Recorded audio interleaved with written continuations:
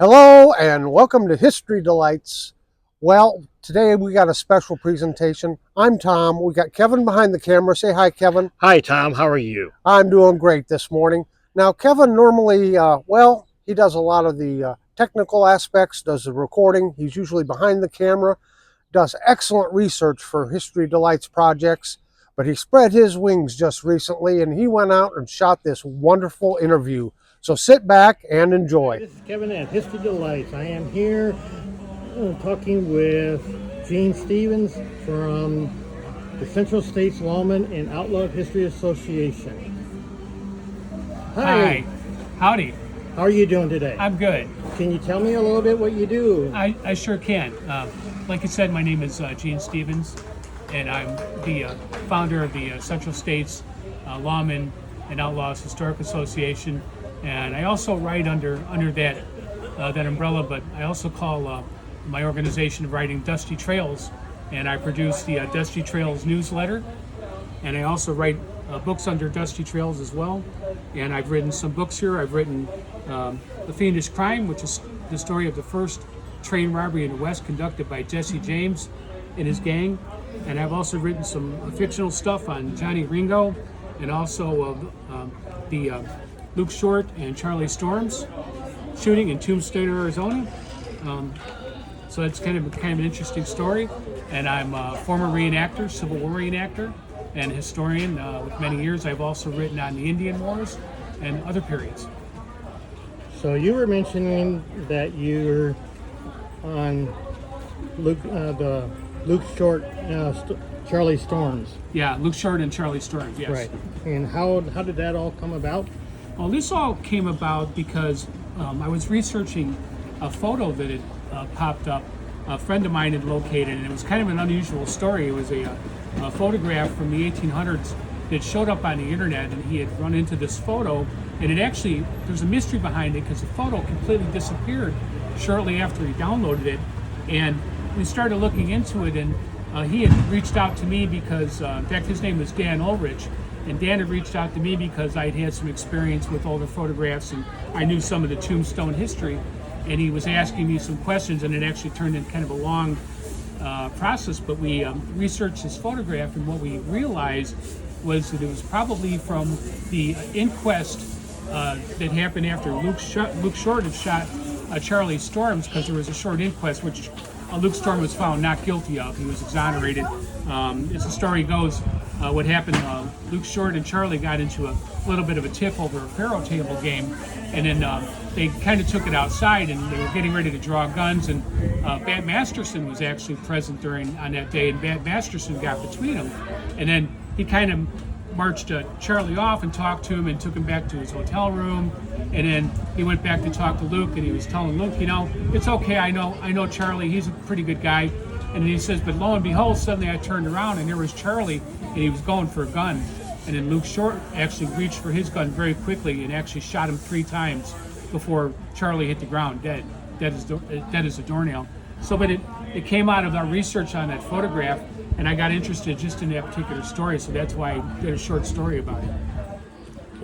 So then your longest book? My longest book is Fiendish Crime, and this is about the first train robbery in the West, which was done by Jesse James, and that was in July of 1873. And a lot of people don't know about this story. And Iowa, I've always called Iowa the doorstep of the American West, because we have many aspects, and we have sons from the American West who went through here, like Buffalo Bill. Wyatt Earp lived in Pella before he went to San Bernardino by wagon train with his family. We also had Jesse James, who did the first train robbery in Iowa. We also have things like the Mormon Trail, which is a very American story, for sure. And them traveling, to worship their God across the country, and some of them settled here as well. So, but I wanted to examine the train story, the train robbery story, much closer, and it had been covered in various stories about Jesse James as a sideline. Of course, there were many train robberies and bank robberies that the James gang had conducted, but I wanted to focus on the Adair story because it was actually the very first train robbery in the West that had set a precedence for future robberies that happened in the West. In fact, there are many copycat robberies along the way. He kind of set a precedence. But the interesting part about the story is when they were going to rob the train in Adair, Iowa, there was a gold shipment that was supposed to be coming through, which speaks a lot about Jesse James and Frank James, because they were both former guerrillas fighting with William Quantrill during the Civil War.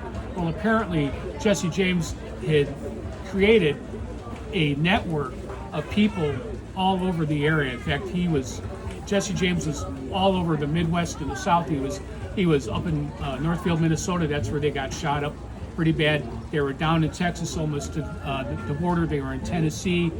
Towards the end of his life, he was in Nebraska, so he was pretty much all over the place. But he had developed a network of informants, and some informant had told him that the train was going to be the Chicago, Rock Island, and Pacific Railroad was going to be hauling gold through Adair that day, but he was 12 hours too soon.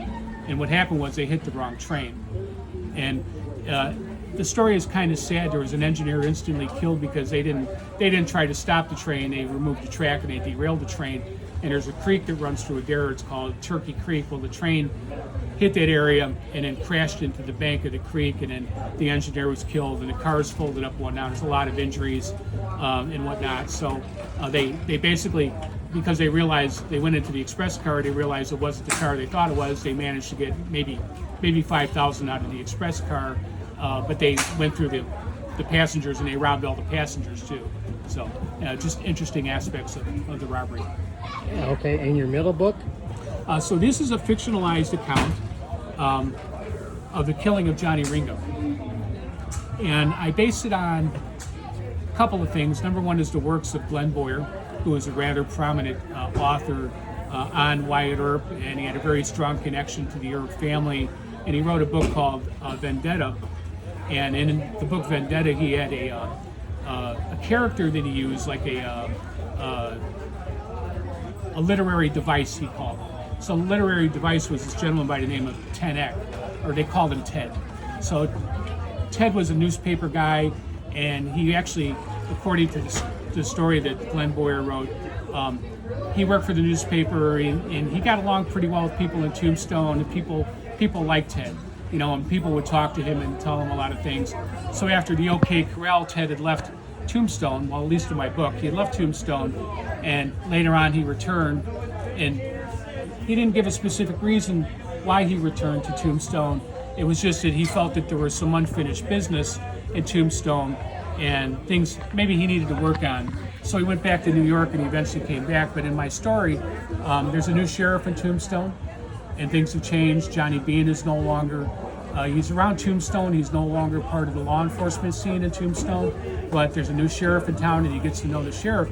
But during that time, Johnny Ringo had become the kingpin of crime around Tombstone because all the McClarys had been killed, the Clantons had been killed, Old Man Clanton had been killed, Ike Clanton had been run out of town. So Johnny Ringo was the only one left at that time, and Johnny Ringo had taken over the cattle rustling trade and the crime, and he was still robbing stages.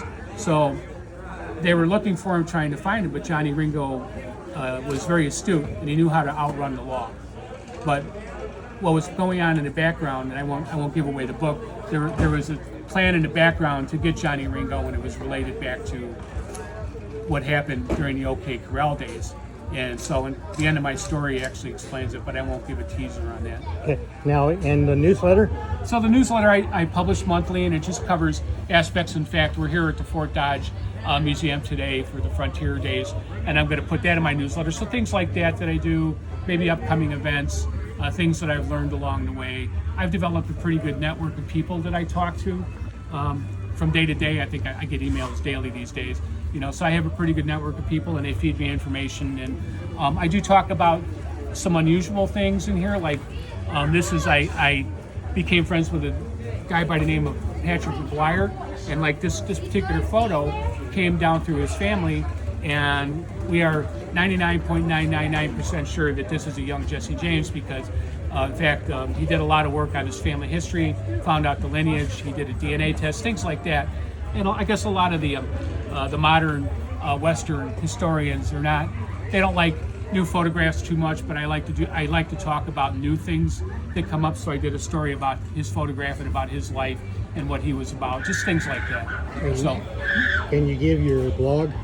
okay, so the blog, if you look for the blog, it's under americathestory.blogspot.com. But if you just look up Central States Lawman and Outlaws Historic Association, it's probably going to come up on a search. All right. Well, thank you very much. Oh, you're welcome. No, thank you for interviewing me. You're welcome. I appreciate it. Yeah, this is Kevin, and have a delightful day. Well, I sure hope you enjoyed that special presentation from History Delights. I want to thank Kevin once again for all his excellent research and for doing this interview. So until next time, have a very delightful day.